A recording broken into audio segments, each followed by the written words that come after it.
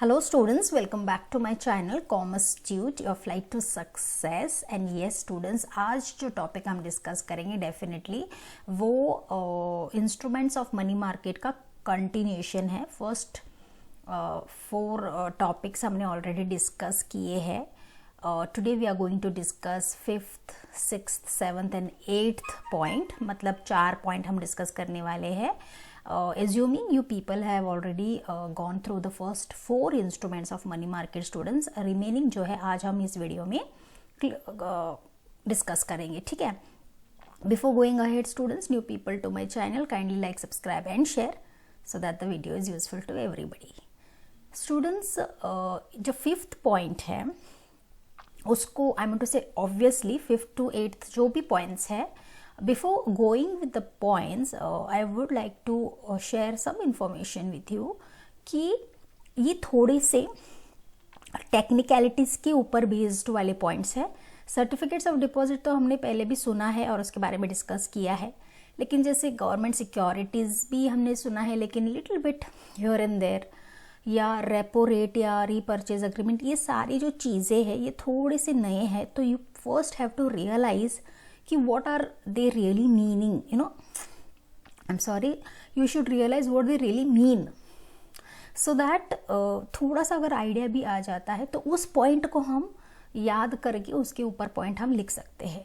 I understand in the 12th standard आपको in brief ही इसको understand करना है और एग्जाम में भी लिखना है, but whatever points they have given उतने पॉइंट्स भी अगर हम डिस्कस या अंडरस्टैंड कर पाए then also it will be more than enough. ठीक है. लेकिन yes, I would like to again tell you, क्योंकि ये टेक्निकल टर्म्स है, जैसे उनकी मिनिमम वैल्यू है, मल्टीपल है वैल्यूज़, या कोई गवर्नमेंट सिक्योरिटीज़ है, या उनके मैच्योरिटी ईयर्स है, रेपो रेट है, रिवर्स रेपो रेट है, ये जो चीज़ें हैं ये सारी चीज़ें आपको याद रखनी है.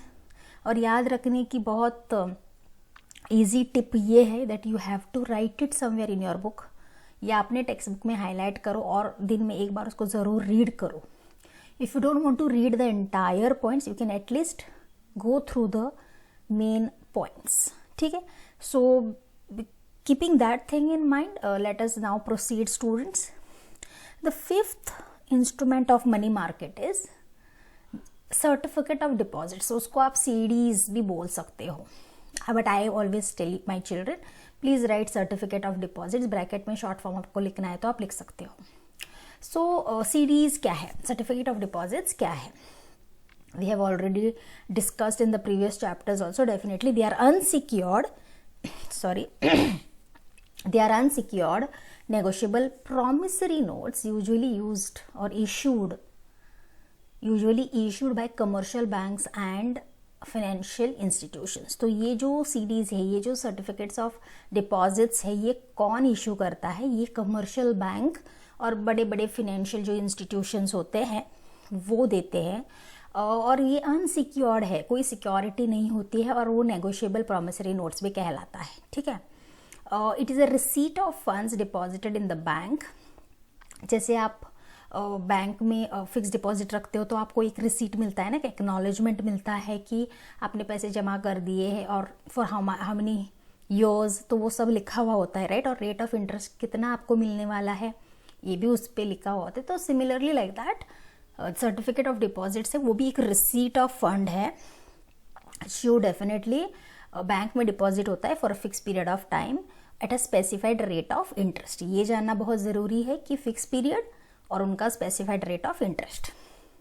तो इनका मिनिमम वैल्यू और क्या है और मैच्योरिटी क्या है? डेफिनेटली मिनिमम वैल्यू है 1 लाख और इन मल्टीपल्स ऑफ 1 लाख. वो डिस्काउंट पे भी इशू हो सकते हैं to the face value.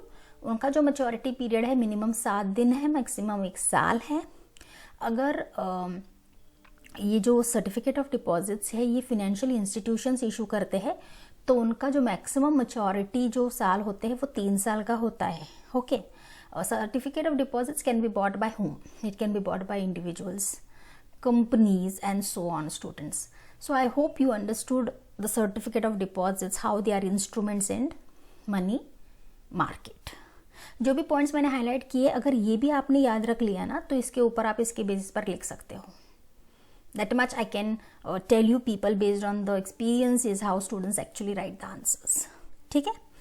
Sixth instrument of money market है गवर्नमेंट सिक्योरिटीज. स्टूडेंट्स, जब हम गवर्नमेंट सिक्योरिटीज ये टर्म सुनते हैं, गवर्नमेंट जब आ जाता है तो आपके दिमाग में क्लिक हो जाएगा कि ये समथिंग रिलेटेड टू गवर्नमेंट या सेमी गवर्नमेंट बॉडीज है तो है ना. So that's exactly how it is. ये मार्केटेबल डेट्स है issued by whom, definitely government, और आप सेमी गवर्नमेंट बॉडीज भी बोल सकते हो, which represents claims on the government. ठीक है, इसको इसीलिए they are called as government securities. Now who are those agencies who issue this securities? Definitely हमारा सेंट्रल गवर्नमेंट है, स्टेट गवर्नमेंट है, लोकल सेल्फ गवर्नमेंट है, जैसे म्यूनिसिपैलिटीज होते हैं, so on. Now this securities are safe investments as payment of interest और repayment of principal amount, क्योंकि ये जो गारंटी है ये कौन देता है? गवर्नमेंट देता है. तो हम ह्यूमन नेचर ही है, ऐसे भी आप समझ लो, जब भी गवर्नमेंट इन्वॉल्व होता है तो लोगों का भरोसा उन पर होता है और इसीलिए वो उसमें इन्वेस्ट भी करना चाहते हैं. और जहाँ पर पेमेंट ऑफ इंटरेस्ट और रीपेमेंट प्रिंसिपल अमाउंट दोनों सिक्योर्ड है, उनको पता है गारंटेड है मिलने वाला है बाय द गवर्नमेंट, तो डेफिनेटली ये जो सिक्योरिटीज़ है वो सेफ ही रहेंगे और लोग उसमें ज़्यादा इन्वेस्ट करेंगे. So this is the next one, that is instrument on of money market. ठीक है, let's go to the seventh point students, that is repo और रेपो आप बोल सकते हो, और repurchase agreement. Students, first of all you should clearly understand कि repo का मतलब क्या है. रेपो और कुछ नहीं, it is an agreement where the seller of the security, मतलब जिसको पैसों की जरूरत होती है, agrees to buy it back from the lender at a higher price on a future date. बहुत क्लियर है. ये जो अग्रीमेंट है, जो सेलर ऑफ सिक्योरिटी है, जो सिक्योरिटी देकर पैसे लेता है, तो वो एक अग्रीमेंट करता है और बोलता है कि आगे चल के he will buy it from that lender, जिससे उसने पैसे लिए हैं उसको वो बाय करेगा at a higher price future date में. उसको हम रेपो बोलते हैं. आपने न्यूज़ में भी तो सुना ही होगा ना, repo rate has increase decrease या रिवर्स रेपो रेट. ये सब क्या है? ये सब सिक्योरिटी रिलेटेड ही है. जब कोई भी सेल करता है, स्पेशली सेलर जो है, जो सिक्योरिटी को सेल करता है, डेफिनेटली जिसको पैसों की ज़रूरत होती है, वो बोलता है लेंडर को कि आगे मैं ही खरीदूंगा लेकिन हायर प्राइस में और फ्यूचर डेट में. तो दिस इज इट. लेकिन ये अग्रीमेंट होती किसके बीच में है? ये अग्रीमेंट होता है आरबीआई और कमर्शियल बैंक्स के बीच में. ये आपको याद रखना है, मैंने ऑलरेडी अंडरलाइन आई से हाईलाइट कर दिया है. Now repo rate is the rate at which bank borrows from RBI. Please understand. अब रेपो पता है ना, रेपो मतलब इज एन अग्रीमेंट, लेकिन रेपो रेट जो होता है, बैंक्स क्या करते हैं, रिजर्व बैंक ऑफ इंडिया से बोरो करता है, तो उस रेट को at that rate which the bank borrows from reserve bank of India, उसको हम रेपो रेट कहते हैं. Just the opposite is reverse repo rate. It is the rate at which RBI borrows from the banks. ठीक है, तो जब RBI that is reserve bank of India bank से लेता है, बोरो करता है, तो जो रेट एप्लीकेबल होता है उसको हम रिवर्स रेपो रेट कहते हैं. ठीक है, नाउ कम्स कि how does the RBI function later. तो RBI uses something called as repurchase agreement. Why? To control the money supply in the economy. उनका एक अग्रीमेंट होता है, उस अग्रीमेंट को हम रीपरचेज अग्रीमेंट कहते हैं, क्योंकि उनको कंट्रोल करना होता है जो भी मनी सप्लाई होता है ना इन इकोनॉमी में, तो वो पूरा कंट्रोल कौन करता है? आरबीआई करता है. Through what? Repurchase agreement. तो ये जो अग्रीमेंट होता है वो बहुत लिक्विड होता है in all money market investments. मतलब liquid, most liquid, easily converted into cash for sure, है ना. तो उनका जो मेच्योरिटी रेंजिंग पीरियड होता है वो होता है 24 आवर्स से लेकर बहुत सारे महीने भी हो सकते हैं, several months. So this is about repo और repurchase agreement. Who does it, how it does, ये सब हमने देखा है. And we have understood little bit of technical part also. उनकी मैच्योरिटी से लेकर अग्रीमेंट जो मोस्ट लिक्विड होते हैं, मनी मार्केट इन्वेस्टमेंट जो करते हैं, वो सब हमने देख लिया है. ठीक है, last but not the list, money market mutual funds, MMMFS.